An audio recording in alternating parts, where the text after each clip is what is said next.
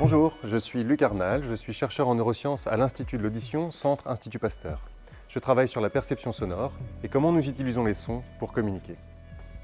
Je suis depuis longtemps passionné par le son dans toutes ses dimensions. Je m'intéresse à la parole, à la musique et à l'impact qu'ont certains sons sur le cerveau et le comportement humain.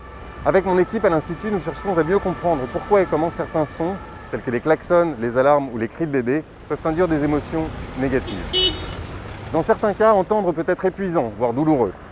Le bruit, la pollution sonore constituent des facteurs de risque pour notre santé auditive et mentale. La surexposition au hurlement d'un nouveau-né peut même mener à des réactions dangereuses, comme dans le syndrome du bébé secoué. Nos travaux de recherche récents ont permis de révéler le rôle de circuits émotionnels profonds dans le traitement de ces sons désagréables.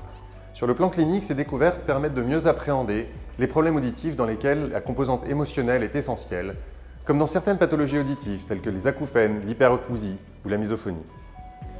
En plaçant les réactions émotionnelles au premier plan de l'évaluation de l'audition, nous apportons un nouvel éclairage sur la détresse auditive. Nous cherchons à utiliser le son et l'imagerie cérébrale pour mieux diagnostiquer ces pathologies. Nous pensons aussi qu'il serait possible d'utiliser certains sons pour réactiver les régions du cerveau affectées par la maladie et améliorer ainsi la vie des patients. Au quotidien, j'ai la chance de co-diriger avec le Dr Diane Lazare une équipe de jeunes chercheurs talentueux et enthousiastes.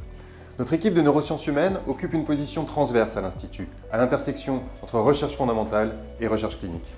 L'implication des patients est essentielle pour nos travaux de recherche. Grâce à eux, nous recueillons des données précieuses concernant les relations entre les émotions auditives et la démence, la malentendance ou même l'épilepsie.